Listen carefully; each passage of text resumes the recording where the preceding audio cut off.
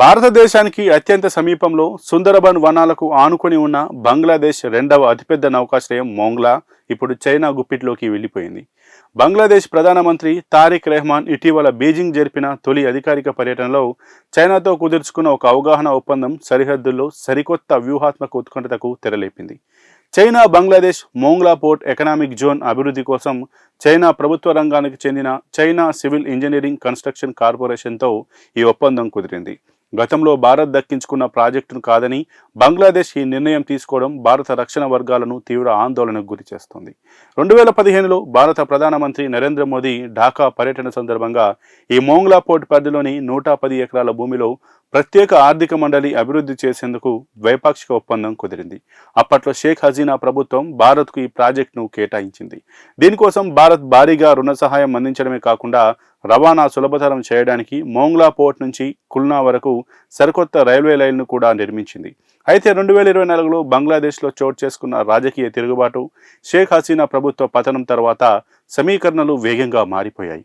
భారత డెవలపర్ అయిన హీరా నందాని గ్రూప్ నిర్ణీత గడువులోగా పనులు ప్రారంభించలేకపోయిందనే కారణాన్ని చూపుతూ 2025లో బంగ్లాదేశ్లోని మహమ్మద్ యూనస్ నేతృత్వంలోని తాత్కాలిక ప్రభుత్వం ఈ ప్రాజెక్టు నుంచి భారత్ను తొలగించింది. భారత్ తప్పుకున్న తరుణం కోసం ఎదురుచూసిన చైనా తారిక్ రెహమాన్ నూతన ప్రభుత్వం రాగానే ఈ అవకాశాన్ని చేజిక్కించుకుంది. ఇప్పుడు చైనా ప్రభుత్వ సంస్థ ఇదే 110 ఎకరాల భూమిలో చైనీస్ ఎకనామిక్ జోన్ నిర్మించనుంది. ఇక్కడ ఎలక్ట్రానిక్స్, టెలికాం, మ్యానుఫ్యాక్చరింగ్ యూనిట్లతో పాటు భారీ లాజిస్టిక్స్ గోదాములను చైనా ఏర్పాటు చేయబోతోంది. ఈ రేవు పట్టణం కేవలం బంగ్లాదేశ్కే కాకుండా భారత ఈశాన్య రాష్ట్రాలు, నేపాల్, భూటాన్ దేశాల వాణిజ్యానికి ఒక వ్యూహాత్మక హబ్గా మారే సత్తా ఉన్నది. 2024 మే నెలలో ఇండియా ఫోర్స్ గ్లోబల్ లిమిటెడ్ ద్వారా మోంగ్లా ఫోర్ట్ టెర్మినల్ నిర్వహణ హక్కులను భారత్ సాధించి బెంగాల్ ఖాళీలో చైనాకు గట్టి కౌంటర్ ఇచ్చింది. కానీ ఇప్పుడు అక్కడ చైనా ఆర్థిక పారిశ్రామిక స్థావరాన్ని ఏర్పాటు చేస్తుండటంతో భారత్కు గట్టి ఎదురుదెబ్బ తగిలింది. కోల్కతాకు ఇంత దగ్గరగా చైనా రావడం భారత తీర ప్రాంత భద్రతకు పెను సవాలుగా మారనుంది. ఈ ప్రాజెక్టును చైనా కేవలం వాణిజ్యపరమైనదని చెబుతున్నప్పటికీ రక్షణ నిపుణుల విశ్లేషణ ప్రకారం ఇది తీవ్రమైన నిఘా ముప్పును తెచ్చిపెట్టనుంది. గతంలో శ్రీలంకలోని హమ్మన్ తోట, పాకిస్తాన్లోని గ్వాదర్ పోర్టులను కూడా చైనా ఇలాగే వాణిజ్య అవసరాల కోసమని చెప్పి ఆ తర్వాత తన నౌకాదళ యుద్ధ నౌకలను, జలంతర్గామ్లను మోహరించడానికి ఉపయోగించుకుంది. ఇప్పుడు మోంగ్లా పోర్టు ద్వారా భారత నౌకాదళ కదలికలపై నిఘా ఉంచడానికి, ఇంటెలిజెన్స్ సమాచారాన్ని సేకరించడానికి చైనా దీనిని ఒక గూఢచర్య కేంద్రంగా మార్చే ప్రమాదం ఉంది.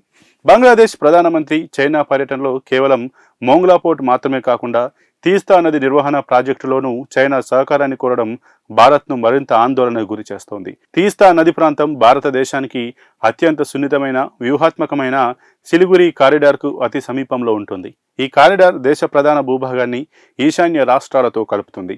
దీనికి తోడు బంగ్లాదేశ్, చైనా దేశాలు విదేశీ రక్షణ వ్యవహారాలను సమన్వయం చేసుకునేందుకు 2+2 డైలాగ్ ప్రారంభించాలని నిర్ణయించడం బంగ్లాదేశ్ పూర్తిగా చైనా వైపు మొగ్గు చూపుతుందనే విషయాన్ని స్పష్టం చేస్తోంది. భారతదేశాన్ని సముద్ర మార్గాల్లో చుట్టుముట్టేందుకు చైనా ఎప్పటి నుంచో వ్యూహాత్మక స్ట్రింగ్ ఆఫ్ ఫెరల్స్ విధానాన్ని అమలు చేస్తోంది. దీని కింద ఇప్పటికే హిందూ మహాసముద్ర ప్రాంతంలోని దాదాపు 17 పోర్టు ప్రాజెక్టులలో చైనా భాగస్వామ్యం వహిస్తోంది. ఇప్పుడు అందులోకి బంగ్లాదేశ్కు చెందిన వ్యూహాత్మక మోంగ్లా పోర్ట్ కూడా చేరిపోవడంతో భారత్ను తూర్పు వైపు నుంచి కూడా ఒత్తిడిలోకి నెట్టడానికి చైనాకు ఒక బలమైన స్థావరం దొరికినట్లయింది. భౌగోళిక రాజకీయాల పరంగా ఇది బంగాళాఖాతంలో భారత ఆధిపత్యానికి పెను సవాలుగా నిలవనుంది. మరిన్ని అప్డేట్స్ కోసం చూస్తూనే ఉండండి పురాలోకం.